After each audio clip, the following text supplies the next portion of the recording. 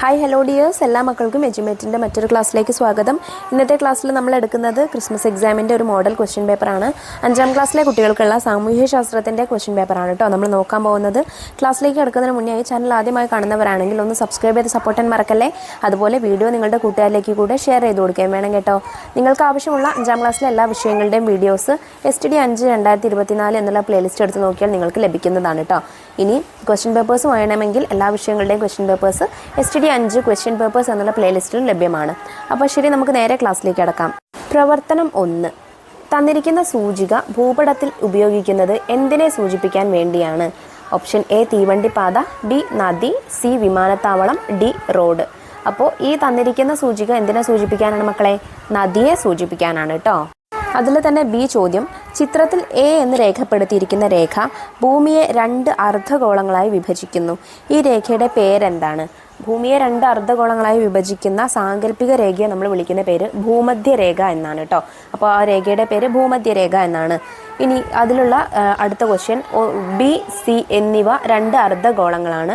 B ഏത് അർദ്ധഗോളമാണ്? C ഏത് അർദ്ധഗോളമാണ്? ഭൂമധ്യരേഖയ്ക്ക് മുകളിലുള്ള അർദ്ധഗോളമാണ് ബി. മുകളിലുള്ള അർദ്ധഗോളത്തെ നമ്മൾ ഉത്തരാർദ്ധഗോളം എന്നാണ് പറയുന്നത്.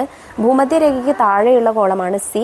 താഴെയുള്ള ഗോളത്തെ നമ്മൾ ദക്ഷിണാർദ്ധഗോളം എന്നാണ് വിളിക്കുന്നത് കേട്ടോ. അതിലെ ചോദ്യം സി, ഭൂമിയിൽ ഒരു സ്ഥലത്തിൻ്റെ സ്ഥാനം നിർണ്ണയിക്കാൻ ഉപയോഗിക്കുന്ന സാങ്കല്പിക രേഖകളെ, അതായത് ഈ ചിത്രത്തിൽ നെടുകയും കുറുകയുമുള്ള വരകളിലെ ഈ രേഖകളെ വിളിക്കുന്ന പേരെന്താണ്? അക്ഷാംശ രേഖാംശ രേഖകളാണ് കേട്ടോ. അക്ഷാംശ രേഖയും രേഖാംശ രേഖയുമാണ്. പ്രവർത്തനം 2 എ ചോദ്യം, താഴെ പറയുന്നവയിൽ ശരിയായ പ്രസ്താവനകൾ ഏതൊക്കെയാണ്?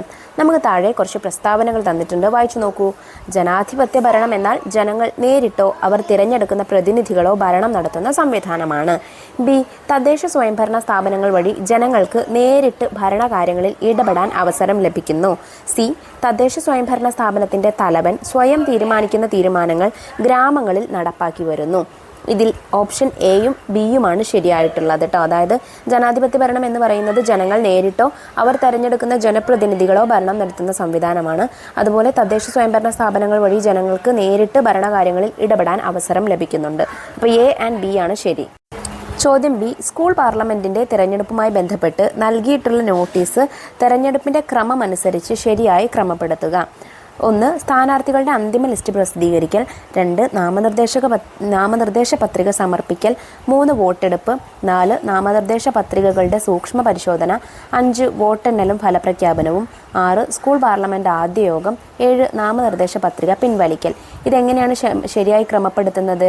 നാമനിർദ്ദേശ പത്രിക സമർപ്പിക്കൽ, 2 നാമനിർദ്ദേശ പത്രികകളുടെ സൂക്ഷ്മ പരിശോധന, 3 നാമനിർദ്ദേശ പത്രിക പിൻവലിക്കൽ, 4 സ്ഥാനാർത്ഥികളുടെ അന്തിമ ലിസ്റ്റ് പ്രസിദ്ധീകരിക്കൽ, 5 വോട്ടെടുപ്പ്, 6 വോട്ടെണ്ണലും ഫലപ്രഖ്യാപനവും, 7 സ്കൂൾ പാർലമെന്റിന്റെ ആദ്യ യോഗം.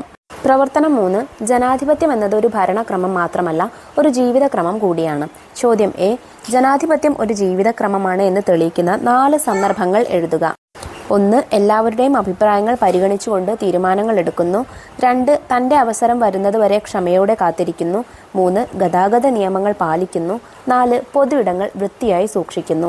ഇതെല്ലാം ജനാധിപത്യം ഒരു ഭരണക്രമം മാത്രമല്ല ജീവിതക്രമം കൂടിയാണെന്ന് തെളിയിക്കുന്നതിനുള്ള സന്ദർഭങ്ങളാണ് അല്ലെങ്കിൽ ഉദാഹരണങ്ങളാണ്. ഇതിലെ തന്നെ ചോദ്യം ബി, പൊതു തെരഞ്ഞെടുപ്പിൽ വോട്ട് ചെയ്യാൻ നിങ്ങൾക്ക് അവസരം ലഭിക്കാത്തത് എന്തുകൊണ്ടാണ്?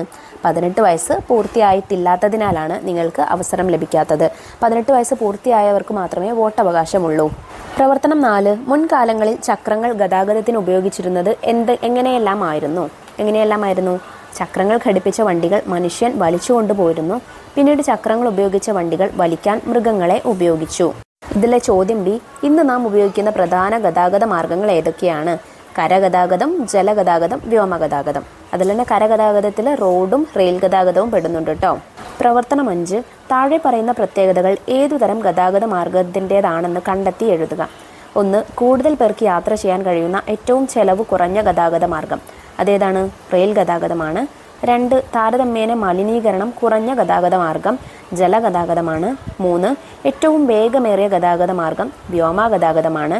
4 എല്ലാ വിഭാഗം ജനങ്ങൾക്കും പ്രാപ്യമായ ഗതാഗത മാർഗം ഏതാണ്? റോഡ് ഗതാഗതമാണ്. ഇതിലെ ചോദ്യം ബി, പൊതുഗതാഗത മാർഗം ഉപയോഗിക്കുന്നത് കൊണ്ടുള്ള ഏതെങ്കിലും 2 മേന്മകൾ എഴുതുക. 1 ഗതാഗത കുരുക്ക് ഒഴിവാക്കാം. 2 ശബ്ദ മലിനീകരണവും വായു മലിനീകരണവും കുറയ്ക്കാം. പ്രവർത്തനം 6.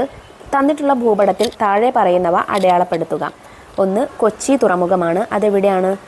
എറണാകുളമാണ്. ബി. വിഴിഞ്ഞം തുറമുഖം തിരുവനന്തപുരമാണ്. സി. വിമാനത്താവളം ഉള്ള ജില്ലകൾ തിരിച്ചറിഞ്ഞ് ആ ജില്ലയുടെ പേരെഴുതുകയും വേണം കേട്ടോ. അപ്പോൾ ആദ്യത്തേത് എറണാകുളം ആണ്. കൊച്ചി ഇൻ്റർനാഷണൽ എയർപോർട്ടാണ് എറണാകുളം. പിന്നെ അതുപോലെ തിരുവനന്തപുരം എയർപോർട്ട്, പിന്നെ കാലിക്കറ്റ് എയർപോർട്ട്, അത് മലപ്പുറത്തിൻ്റെയും കോഴിക്കോടിൻ്റെയും ബോർഡറിലായിട്ടാണ് വരുന്നത്, എങ്കിലും മലപ്പുറത്താണ് കേട്ടോ ഉള്ളത്. അതുപോലെ കണ്ണൂർ എയർപോർട്ട്. ഈ 4 ജില്ലകളാണ് അടയാളപ്പെടുത്തേണ്ടത്. അപ്പോൾ കണ്ടല്ലോ മക്കളെ, ചോദ്യപേപ്പർ വളരെ വളരെ വളരെ സിമ്പിളായിട്ടുള്ള ക്വസ്റ്റ്യൻസ് ആയിരിക്കും നിങ്ങൾക്ക് വരാൻ പോകുന്നത്. നന്നായിട്ട് പഠിച്ചാൽ മാത്രം മതി കേട്ടോ, വേറെ ഒന്നും ചെയ്യേണ്ട ആവശ്യമില്ല.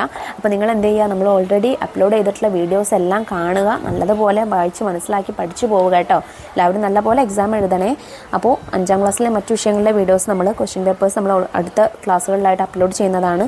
ആ വീഡിയോ കിട്ടുന്നതിന് വേണ്ടി ചാനൽ ഒന്ന് സബ്സ്ക്രൈബ് ചെയ്ത് തൊട്ടടുത്ത് കാണുന്ന ബെല്ലൈക്കണിൽ ഓൾ ബട്ടൺ പ്രസ് ചെയ്തേക്കാൻ മറക്കരുത് കേട്ടോ. അതുപോലെ ഇന്നത്തെ ക്ലാസ്സിനെ കുറിച്ചുള്ള നിങ്ങളുടെ അഭിപ്രായങ്ങളും നിർദ്ദേശങ്ങളും കമൻറ്റ് ചെയ്യാനും മറക്കരുത്. അടുത്ത ക്ലാസ്സുമായി നമുക്ക് വീണ്ടും കാണാം. താങ്ക്